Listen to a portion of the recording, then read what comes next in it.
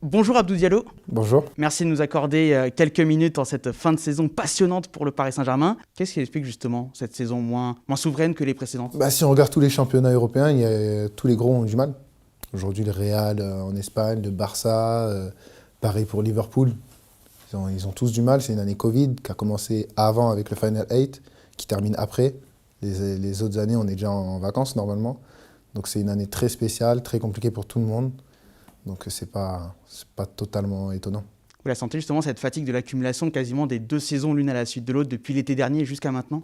Forcément, on n'a pas eu de prépa et on enchaîne les matchs tous les 3 jours à une cadence infernale et avec des gros matchs aussi à jouer. Il y a la tension de la Ligue des Champions, de tout ça, c'est des paramètres que peu de gens prennent en compte, mais qui jouent beaucoup. Vous dites que les gens ne prennent pas en compte, justement, il y a eu un beau parcours en Ligue des Champions, c'était jusqu'en demi-finale. Vous avez battu le Barça, le Bayern, de grands exploits, vous avez été éliminé par Manchester City. Et vous dites que les gens ne prennent pas en compte, et après la défaite contre City, on a l'impression presque que les médias étaient presque déçus en disant ouais, bof. Alors que dans 99% des autres clubs, ce serait énorme. Est-ce que vous Je ne sais pas comment le prendre. Mm. C'est peut-être bon signe. Ça veut dire qu'il y a beaucoup d'attentes. S'il y a beaucoup d'attentes, c'est qu'on pense qu'on est capable de le faire. Je le prends plus comme ça. Après ouais, c'est sûr que beaucoup de tension, beaucoup d'énergie, beaucoup d'afflux nerveux dépensés. Et forcément, ça se ressent sur les matchs qui suivent. Et qu'est-ce qui a manqué justement pour passer ce cap de la demi-finale? La Ligue des Champions, c'est un niveau tellement haut que ça se joue à des détails. Ça se joue à des détails. On voit le match aller, on prend 2 buts, on va dire évitables, mais en même temps, c'est des faits de jeu qui font que tu contrôles très peu de choses. Le coup franc qui passe entre 2 joueurs, ça se joue vraiment à des détails. Donc c'est compliqué de poser une analyse vraiment sur ces matchs-là. Donc là, vous voyez la petite marge, le petit truc qui reste pour espérer avoir ce trophée suprême. On va dire que contre le Bayern, à l'aller, on a été dominé dans le jeu, mais on a été beaucoup plus réaliste. Donc ça nous a souri à la fin. Contre City, ça s'est inversé. Donc je pense qu'aujourd'hui, on fait partie de ces clubs-là. On fait partie de l'élite du football européen. Maintenant, comme je dis, il y a un match, ça se joue à très très peu de choses, surtout quand le niveau s'élève. Donc il faut continuer à travailler, continuer de progresser surtout. Et ça tournera en notre faveur pour la prochaine fois. Vous parlez des hauts et des bas. Vous aussi, votre saison, justement, ça a été fait de hauts et de bas. Si on se remémore quelques mois en arrière, il y a eu ce match à Monaco où vous avez dit qu'il y avait eu 99 de bons et 1% de dégueulasse, et notamment ce carton rouge et le penalty provoqué. Et il y a eu des très hauts, notamment votre présence dans les matchs aussi importants en Ligue des Champions. Avec un peu de recul, comment jugez-vous votre saison? À titre personnel, je suis plutôt positif. Positif parce que, comme tu dis, il y a eu des hauts et des bas. Mais je suis content d'avoir eu ces bas. Parce que c'est eux qui m'ont permis d'avoir des hauts. Ça te permet de rester focus, de te remettre en question, de travailler sur ce qui ne va pas. Et surtout de ne pas baisser en vigilance. Ce qui m'a permis aujourd'hui de performer à un poste qui n'est pas le mien aussi. J'ai dû dépanner l'équipe à gauche. Je pense que je l'ai bien fait puisqu'on continue à m'y mettre. Donc positif. Après, j'aspire toujours à mieux, forcément, mais positif. Vous avez surmonté ça, les petites contre-performances, et puis aussi les petits pépins physiques, la Covid à un moment donné, et aussi le fait que je joue pas un poste pour arriver titulaire en fin de saison. Ouais. Alors, l'autre tournant de la saison, pour vous, au-delà du PSG, c'est aussi le fait que vous ayez décidé de jouer pour l'équipe nationale du Sénégal, un choix très commenté. D'abord, venons-en à l'origine, peut-être. Qu'est-ce qui a été le déclic, le moment où vous vous êtes dit, là, cette fois-ci, mon choix est fait, ce sera le Sénégal et pas la France? Je ne vais pas t'inventer toute une histoire. Ça s'est pas fait en un claquement de doigts. Ça a été progressif. Je suis né en France et j'ai eu l'occasion d'aller au Sénégal avant de signer au PSG. Et quand j'y suis allé, tu sais, quand tu es de France, tu as des informations qui te viennent à la française, avec une vision franco-française. Et donc, tu peux avoir des préjugés, des craintes, des interrogations. J'y suis allé. J'ai fait la démarche d'y aller. Je voulais découvrir de moi-même. Et quand j'ai découvert, les préjugés, ils tombaient un à un. Et puis après, j'ai pu mûrir cette réflexion pendant un an, qui a été compliqué aussi en club. Et quand c'est compliqué, tu réfléchis. Et au final, je me suis dit, mais je suis très bien là-bas. Je suis sénégalais. Et go. Justement, est-ce que vous avez des exemples de ce qui a changé dans votre vision des choses en allant sur place, justement? Parce que moi-même qui suis d'origine africaine, je sais ce que c'est d'avoir des préjugés. C'est quoi vos préjugés? On les connaît, les préjugés vus de France. problème d'organisation, problème de ci, de ça. Alors qu'en réalité, quand j'allais en sélection en France, c'était aussi bien organisé que quand je vais en sélection du Sénégal. On a une équipe de très haut niveau, un coach de très haut niveau, un bon staff. La fédération est derrière nous. Donc en réalité, il n'y a pas de problème. Franchement. En fait, c'est même compliqué de te dire qu'est-ce qui est bien, puisqu'en fait, c'est juste normal, c'est le haut niveau, quoi. Je ne baisse pas de niveau en allant au Sénégal. Et quel a été le rôle d'Aliou Cissé, le sélectionneur justement des Lions de la Teranga, dans votre décision? On sait que souvent il vient en Europe rencontrer les joueurs, les binationaux comme vous, qui peuvent éventuellement être appelés en sélection. Quel a été son rôle justement dans votre réflexion? Moi, ça ne s'est pas fait du tout comme ça. Comme je t'ai dit, ça a été un choix personnel, réfléchi. J'ai pris le temps. Et je l'ai eu une fois que j'avais pris ma décision. Je l'ai eu, il me semble, en janvier ou février. Parce que je faisais les démarches pour avoir les papiers, tout seul. Donc moi, c'est allé totalement dans l'autre sens. C'est moi qui suis allé vers la sélection. Et lui, il a été content que je fasse ces démarches-là. Et il m'a pris directement. Ça a dû les ravir, en tout cas. J'ai l'impression, parce qu'ils m'ont très bien accueilli au pays. Donc, ouais. Une petite parenthèse sur Idrissa Gana Gueye, comme c'est votre coéquipier qui joue aussi en sélection, j'imagine qu'il a fait un peu de lobbying, non, peut-être auprès de vous? Bizarrement, non. Bizarrement, non. Il m'a dit, honnêtement, c'est à toi de choisir. C'est à toi de choisir. Je comprends ta position de binational, parce que c'est une position spéciale et que peu de gens comprennent. Mais moi, je peux te dire comment c'est. Je peux t'expliquer comment c'est. Je peux te dire, viens voir. Mais après, c'est toi qui prendras ta décision. Et c'est ce que j'ai fait. Justement, sur la question des binationaux, alors il y a beaucoup de polémiques, de tensions, d'incompréhension parfois des supporters. Vous, par exemple, vous étiez capitaine de l'équipe de France Espoir. Ouais. Dans différentes interviews, vous parlez aussi de votre volonté de jouer l'Euro, par exemple, voire même les Jeux Olympiques. Et paf, au mois de mars, on vous voit avec l'équipe du Sénégal. Exactement. Est-ce que vous comprenez justement que chez certains, ça peut étonner, voire choquer parfois ce côté? Oui, parce que beaucoup de gens nous voient comme juste comme des joueurs. Un truc qui illustre ça, c'est que la plupart des gens m'appellent Diallo. Ils ne m'appellent pas Abdou. Donc, ils ne prennent pas en compte qu'on évolue, on grandit, on voit des choses, on comprend des choses. Et donc, nos choix, forcément, ne sont pas les mêmes à 16 ans qu'à 25 ans. Et bien heureusement, d'ailleurs, ce serait grave sinon. Donc, comme je te dis, c'est quelque chose que j'ai pris le temps de mûrir. J'ai pris le temps de découvrir par moi-même. Donc voilà, c'est normal qu'à 16 ans, tu es né en France, tu as toujours vécu en France, tu es formé en France. On te dit pour toi, c'est la France, tu es capitaine. Et en réalité, les saisons passent, les matchs, les ci, les ça, tu n'as pas de vacances. Donc tu n'as pas le temps de vraiment découvrir et de vraiment, te nourrir de toutes ces expériences-là, autres que celles du foot. Mais là, j'ai pu prendre le temps avant de signer au PSG. Et finalement, ça a changé ma vision. Parlons de ce voyage de 2019 avant que vous signiez au PSG. Lorsqu'on découvre le pays d'origine, et je suis encore une fois bien placé pour le savoir, il y a cette sensation d'arriver presque en terre promise finalement. Décrivez-nous un peu ce que vous avez ressenti à ce moment-là en termes même d'appartenance. Vous dites oui, je suis sénégalais, mais en termes d'appartenance à ce côté sénégalais, cette culture sénégalaise, qu'est-ce qu'en arrivant vous avez découvert qui vous fait dire là il y a des trucs comme ça, je suis sénégalais, je le comprends maintenant. En fait, tu sais, les parents, même s'ils t'ont en France, ils t'éduquent en France, etc., il y a toujours quelque chose qui leur reste.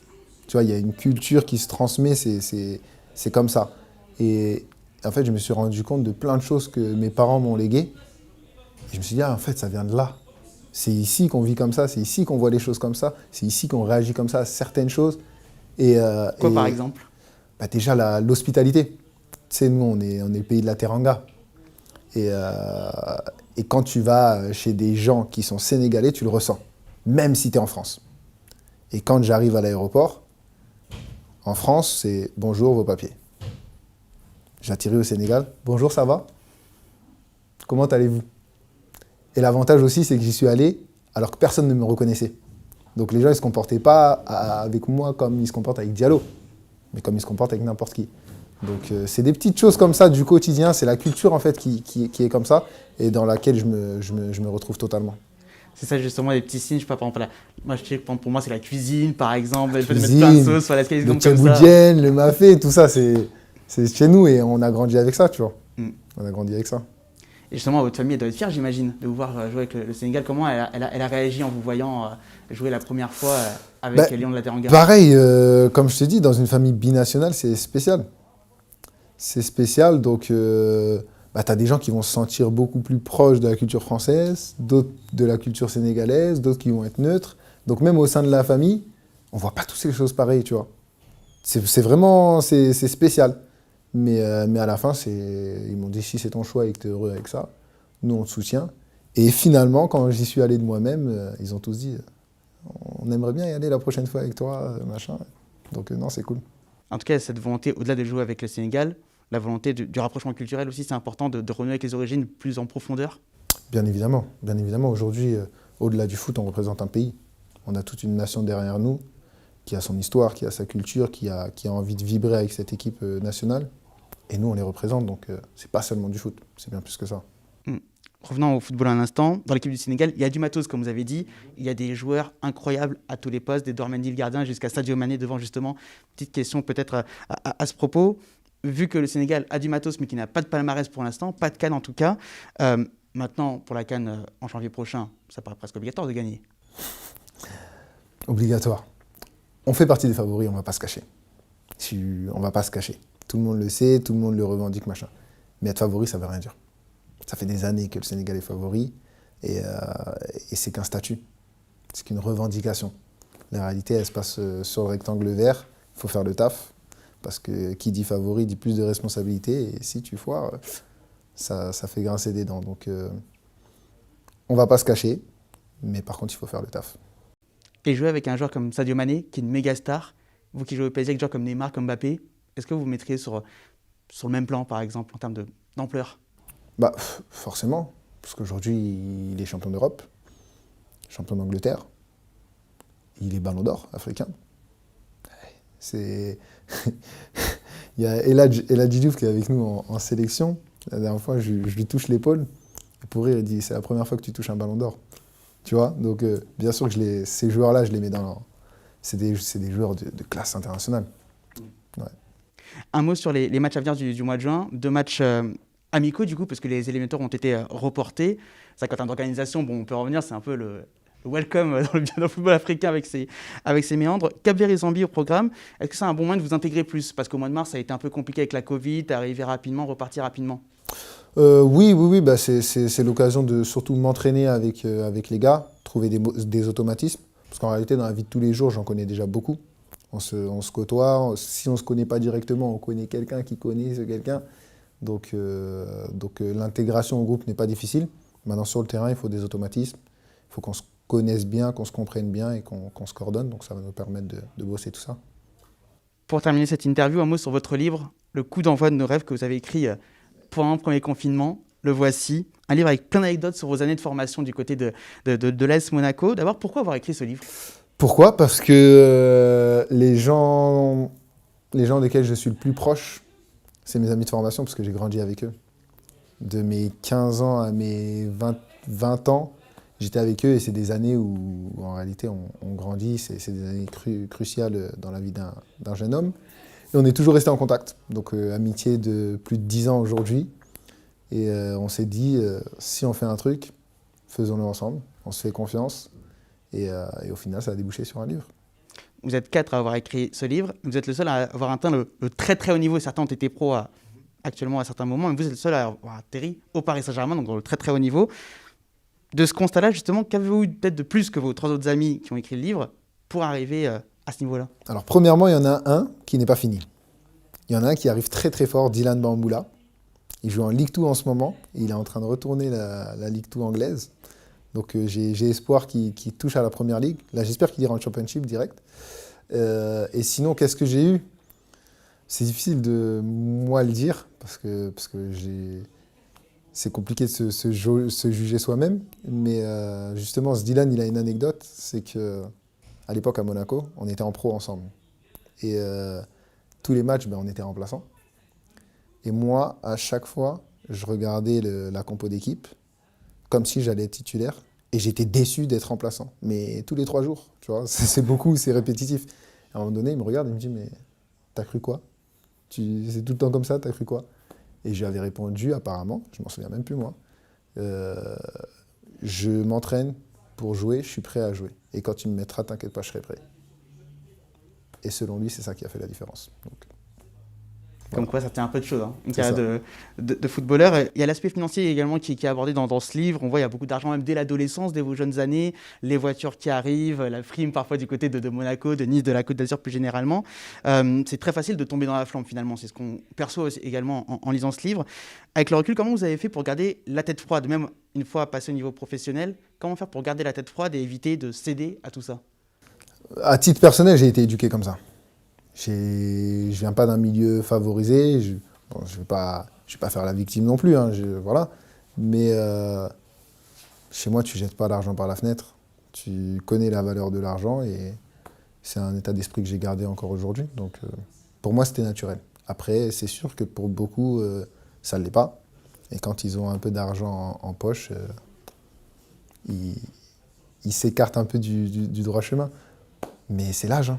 C'est l'âge. Tout arrive vite, tout arrive tôt. Et il faut être adulte avant l'heure si on veut réussir. Il n'y a pas de secret. Dernière chose, il y a également les réseaux sociaux. On voit, vous parlez d'Insta, de Snap, etc. Dans le livre, il y a beaucoup de débats également actuellement autour des dangers des réseaux sociaux. Justement, vous, quelle est votre position là-dessus? Comment faire pour éviter les dangers, par exemple, parfois des mauvais messages qu'on peut recevoir, des mauvaises rumeurs qu'on peut recevoir, etc., etc. J'en parlais cette semaine avec mon agent d'ailleurs. Et je lui disais que je suis content d'avoir eu les réseaux tardivement. Puisque j'ai pu me développer en tant que personne, tranquillement dans mon coin, sans avoir ce regard des gens et cette approbation générale de tout le monde. Et donc quand je suis arrivé sur le réseau social, je savais qui j'étais, je savais qu'est-ce qui me rendait heureux. Et j'avais pas ce truc de je veux plaire aux gens. Et je pense que c'est la plus grosse dérive aujourd'hui des réseaux. C'est qu'il y a une espèce d'uniformisation de la société, tout le monde veut plaire aux gens, et donc est prêt à tout faire pour plaire aux gens, et donc faire la même chose que tout le monde. Et dernière question, aujourd'hui vous avez 25 ans, joueur du PSG, joueur du Sénégal. Après le coup d'envoi de vos rêves que vous avez pu donner à l'époque à l'AS Monaco, ce serait quoi pour vous la suite idéale de carrière? La suite idéale de carrière? Je me pose souvent la question, je sais pas. Parce qu'en réalité, même la carrière que j'ai aujourd'hui, je ne l'avais pas imaginée. Je ne l'avais pas imaginée et je préfère pas l'imaginer honnêtement.